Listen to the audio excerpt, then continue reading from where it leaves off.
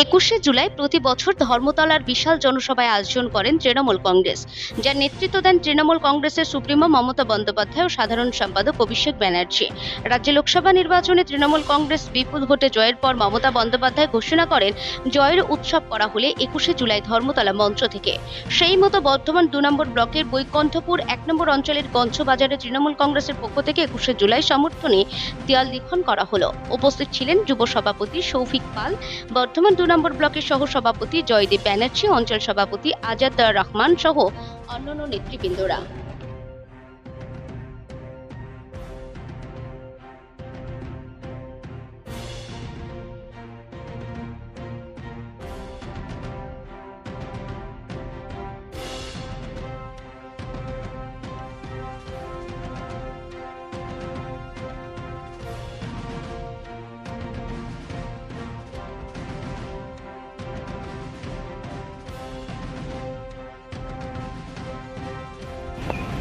এবারে আপনাদের দেওয়াল লেখন কি বিষয় নিয়ে চলছে? দেয়াল লিখন, এটা 21শে জুলাইয়ের সমর্থনে দেয়াল লিখন। এটা তো শুধু আজকের দেয়াল লিখন নয়, এটা শহীদদের শ্রদ্ধা জানাতে দেয়াল লিখন। 1993 সালের 21শে জুলাই, সেই দিন যেদিন ধর্মতলার রাজপথে রক্তস্নাত হয়ে গেছিল ধর্মতলার রাজপথ।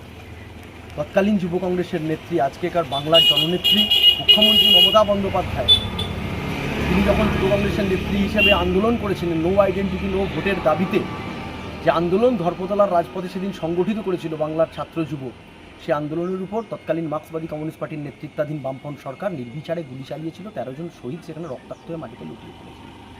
সেই মুরারি দাস, সেই বন্ধন দাস থেকে শুরু করে, তিনি থেকে শুরু করে মোহাম্মদ খালেক থেকে শুরু করে সেই সমস্ত যারা সেদিন তরতাজা যুবকেরা সেদিন প্রাণ হারিয়েছিলেন, সেই শহীদদেরকে স্মৃতির উদ্দেশ্যে, তাদের স্মৃতির তর্পণের উদ্দেশ্যে, তাদের শহীদদের স্মৃতিকে রক্ষা করতে আমরা প্রত্যেকবার ধর্মতলায় যাই। এটা আমাদের তৃণমূল কংগ্রেসের কর্মীদের কাছে একটা আবেগ।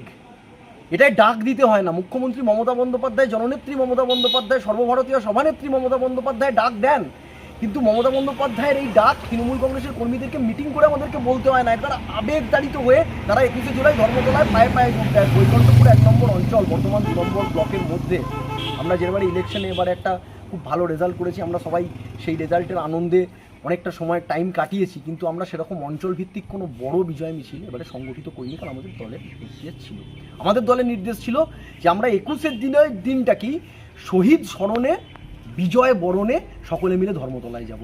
সেইটাকে মাথায় রেখে আমাদের জেলা তৃণমূল যুব কংগ্রেসের নেতৃত্বের নির্দেশ মোতাবেক, আমাদের জেলা তৃণমূল কংগ্রেসের নেতৃত্বের নির্দেশ মোতাবেক এবং বিধায়ক এবং ব্লক সভাপতির নির্দেশ অনুযায়ী আমরা কিন্তু গোটা ব্লকব্যাপী আমরা সব অঞ্চলগুলোকে নির্দেশ দিয়েছি যাতে দেয়াল লিখন হয়। আমাদের অঞ্চলের সভাপতি আজাদ রহমান তিনি রয়েছেন এবং সেখানটায় আমরা দেয়াল লিখন করছি। আমার ব্লকের সহসভাপতি এবং আমার পঞ্চায়েতের প্রধান তিনি জয়দেব ব্যানার্জি, তিনি তো এখানে রয়েছেনই আমাদের।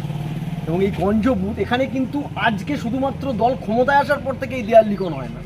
এই দেয়াল লিখন কিন্তু দল যেদিন ক্ষমতায় ছিল না, যেদিন থেকে শহীদ স্মরণের এই শুরু হয়েছে, মমতা বন্দ্যোপাধ্যায় 21শে জুলাইয়ের ধর্মতলা করছেন, সেদিন থেকে এই গঞ্জের বুকে ঐতিহাসিক 21শে জুলাইয়ের দেয়াল লিখন হয়। সেই ঐতিহাসিক 21শে জুলাইয়ের দেয়াল লিখনে আজকে আমরা সকলে সামিল হয়েছি। আমার অঞ্চলের যুব সভাপতি সুকান্ত সাধুকা আছে, এই বুথের সভাপতি রয়েছে, সকলে মিলে আমরা সেই আজকে দেয়াল লিখনে সামিল। আমাদের আবেগের দিন, কারণ জানেন 1993 সালে আমাদের বাংলার, তখন আজকের দিনের যিনি আমাদের আছেন সভানেত্রী, আমাদের জননেত্রী, আমাদের তখনকার দিনের আমাদের কংগ্রেসের তিনি সভানেত্রী ছিলেন। তখন হারমাদদের, সিপিএমের যে হারমাদ, সেই হারমাদদের গুলিতে আমাদের বহু ছেলে সেদিন প্রাণ হারিয়েছিলেন। সেই দিনটিকে স্মরণ করে আমরা 21শে জুলাই পালন করে থাকি। এই দিনটি হচ্ছে আমাদের আবেগের, কারণ আমরা ওই দিনটিকে ভুলতে পারি না। এখনও আমরা যে এই যে কথাটা বলছি, আমার গায়ে কিন্তু কাঁটা দিয়ে উঠছে, কারণ তখন কত তরতাজা যুবক আমাদের প্রাণ হারিয়েছে। সেই দিনটিকে, আজকের দিনটিকে আমরা পালন করে থাকি তাদের স্মরণ করার জন্য। সেই জন্য আমরা 21শে জুলাইয়ের প্রস্তুতি হিসাবে আমাদের প্রত্যেকটা অঞ্চলে, বিশেষ করে আমার অঞ্চলের প্রত্যেকটা বুথে আমরা দেয়াল লিখন করছি তাদের স্মরণ করার জন্য, এবং আমরা কর্মীদিকে বার্তা দিচ্ছি যে 21শে জুলাই দিদির ডাকে এবং আমাদের সেনাপতি অভিষেক বন্দ্যোপাধ্যায়ের ডাকে আমরা ধর্মতলায় পায়ে পা মিলিয়ে আমরা সেদিন যাব। ম্যাক্সিমাম আমার বুথ থেকে, অঞ্চল থেকে মোটামুটি 2,500 থেকে 3,000 লোক নিয়ে আমরা যাব। আগেও তো আমরা দেখেছি, আমি 2,500-3,000 লোক নিয়ে গেছেন, এবার কি তাদের ব্যতিক্রম থাকবে না? অবশ্যই থাকবে না, কারণ আগেই বললাম এটা আমাদের আবেগ।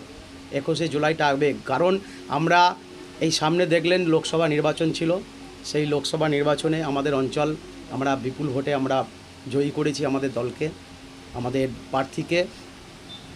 আমরা কিন্তু সেইভাবে আমরা আনন্দ উল্লাস করিনি, কারণ আমাদের জননেত্রী, আমাদের দিদি, আমাদের মা, উনি বলে দিয়েছিলেন যে আমরা আনন্দ উল্লাস করব শহীদদের স্মরণ করে এবং ধর্মতলায় আমরা সেই বিজয় উল্লাস করব।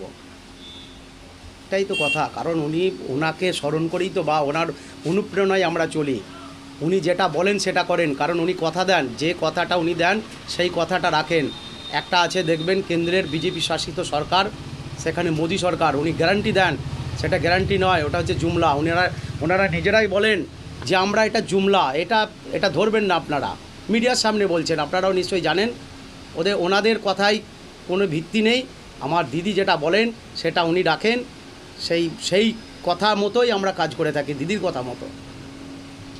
পূর্ব বর্ধমান থেকে শেখ সামিনের রিপোর্ট, খবর বর্ধমান নিউজ।